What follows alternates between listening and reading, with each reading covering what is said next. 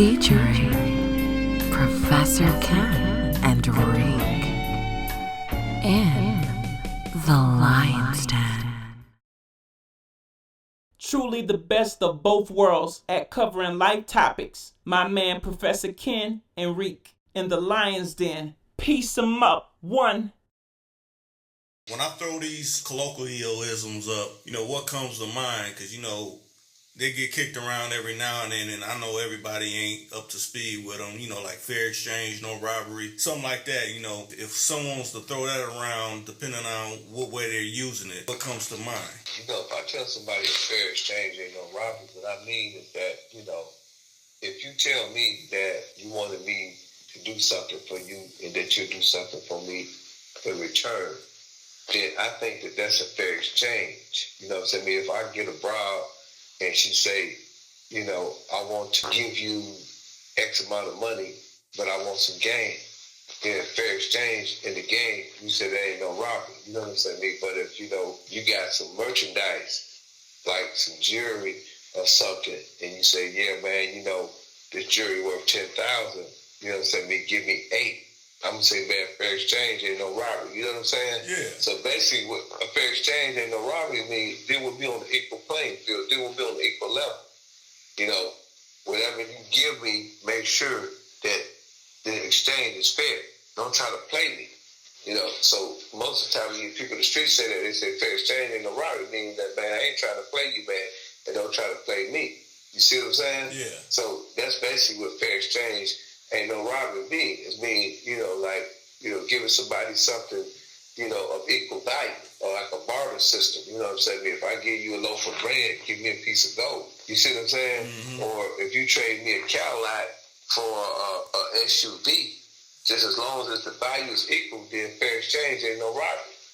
You know what I'm saying? If a broad, say that she wanted to go to the movies, and she say she gonna pay her way and I'm gonna pay my way. Okay, baby, cool. Fair exchange, ain't no robbery. You wanna go out to eat, you know what I'm saying? You pay your way, I pay my way. Cool, fair exchange, ain't no robbery. Nobody get played in the process. I say this too, because like I said, I've been hearing people use things in the wrong context. I'm like, you really don't know what that means when you say that. So I done heard people like, yeah, I'm double-breasted around here. I'm like, do you really know what that means when you're saying it like that? Because I think if you knew what it meant, you wouldn't want to say it like how you just said it. Well, when somebody say they double-breasted, that means like, I work a square job and I'm pimping. You know what I mean? I work a square job and I'm selling dope. I'm pimping and I'm selling dope. You know what I mean? I got 2 hustles. That's what double-breasted means. It means that you don't just do one thing. And in the game, that's kind of looked down upon, because when you say you with the ism, then a lot of people expect you to be with the ism and the ism only. Ain't no slashing, ain't no additives, ain't no preservatives. You know what I'm saying? Ain't no mix on it. It's just straight 100 unadulterated game. You know what I'm saying? And I'm living off my G and me only. I ain't got no mixes in my game. So if you walk up to somebody and say you're double-breasted, the first thing they're gonna say, that dude got a sack bigger than Santa Claus. He's a D boy. He got the D and the D, and that's really what you're saying. Or like you say, if you work a square job, you say I'm double-breasted. That means that you got a little pimping with you, or you got a little hustling with you too.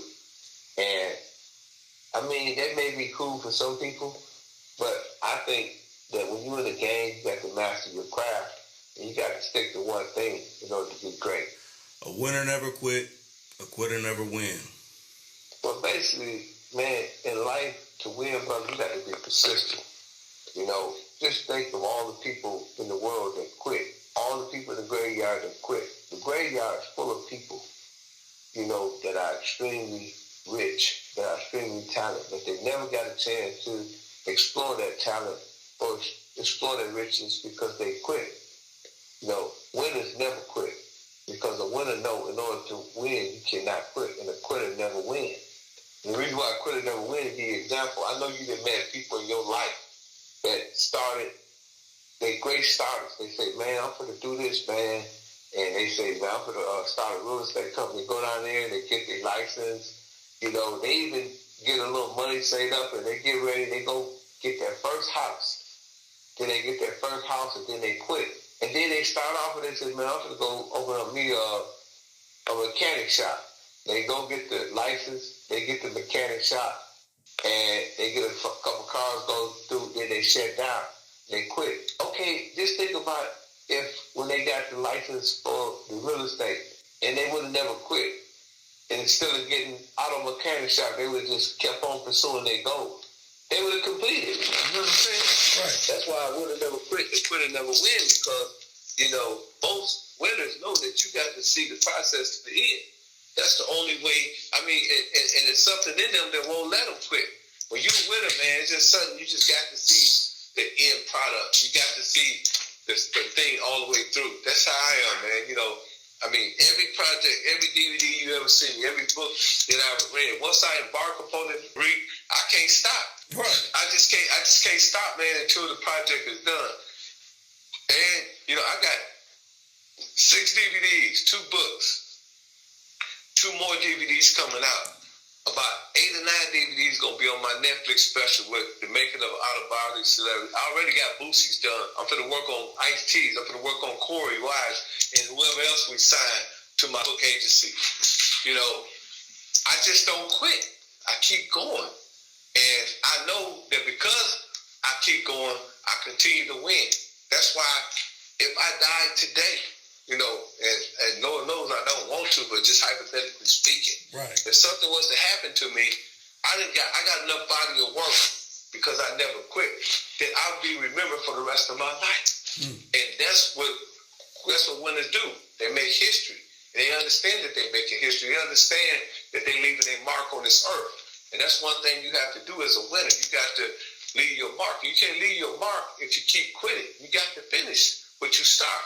And that's just what it is. Winner never quit, the quitter never win. Now tell me this now. We done heard this terminology.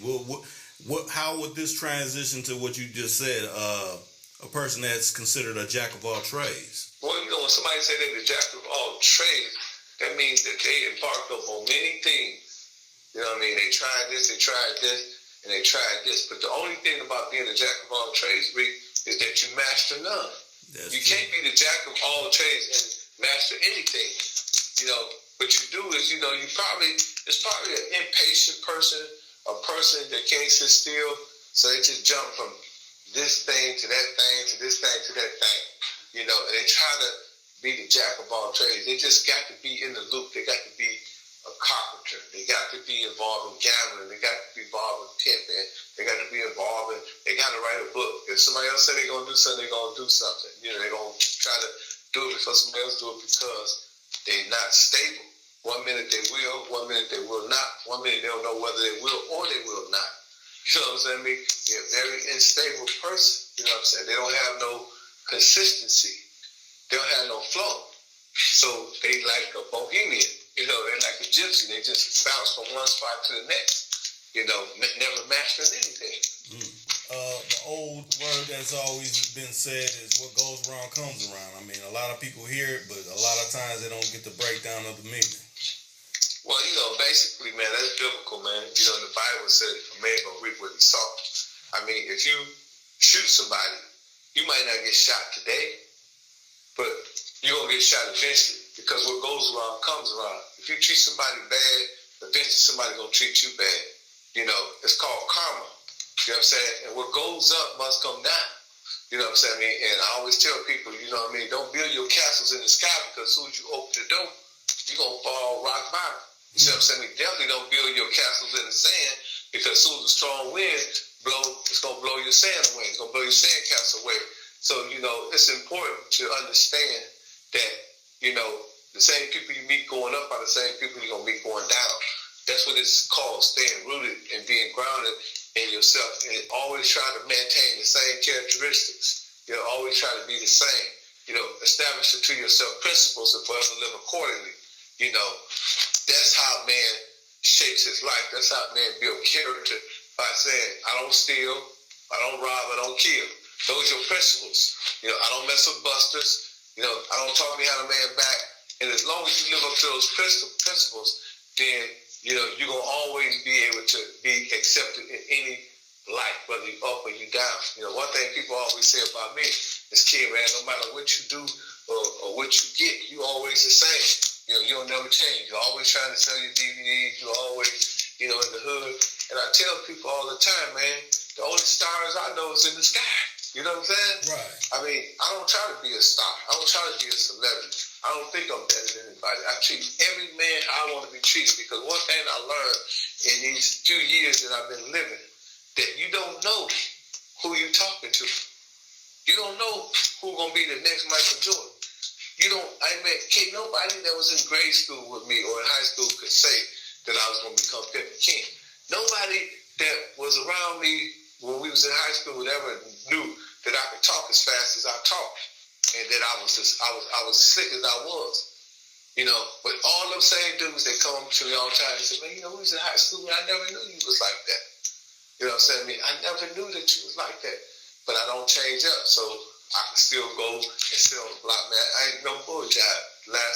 This summer just passed, I was in the hood. I went to Milwaukee, I was in the hood. A couple of my partners, they fell off. They alcoholics. You know, they drink wine, they bombs.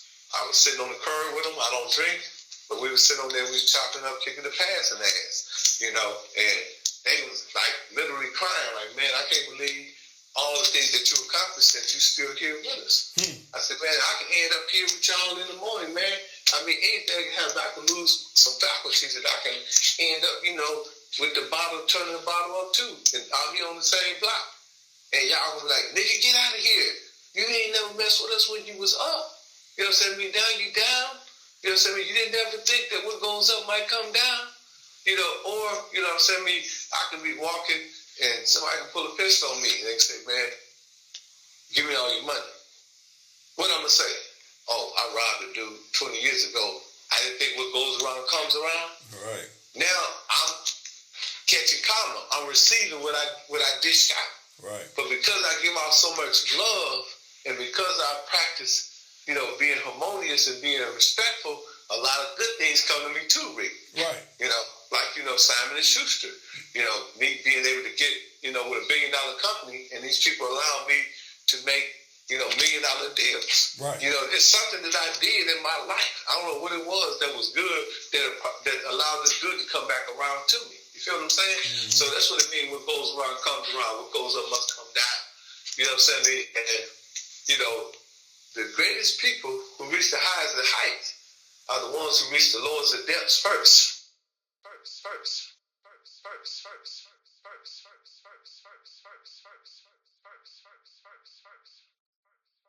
This is my book, The Art of Human Chess. It's a bestseller, New York best time seller. And this book here sold millions, sold all over the world, all throughout the prison system. This is the book, The 48 Laws of Game Pimpology. Make sure you get these books. If you don't want to buy the hardcover, if you don't want to buy the paperback, then the best thing to do is go to iTunes on your cell phone and type in my name, pimpinken, and I guarantee the book will pop up. If that don't work, go to audible.com, type in my name. If that don't work, go to amazon.com, type in my name. Anywhere books is sold all over the country, you can get my books. These are my best-selling books. You hear people talk about them all the time on Instagram, on Snapchat. These are definitely some good reads. Please get my book. I guarantee you that you will never be the same. Your life will be impacted, and also your life will be enhanced just by getting these two books, The Art of Human Chess and The 48 Laws of Game.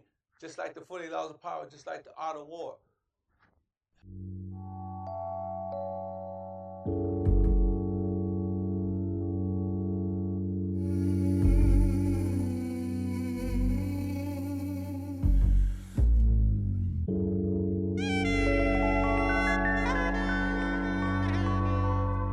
Too cool to count 24/7.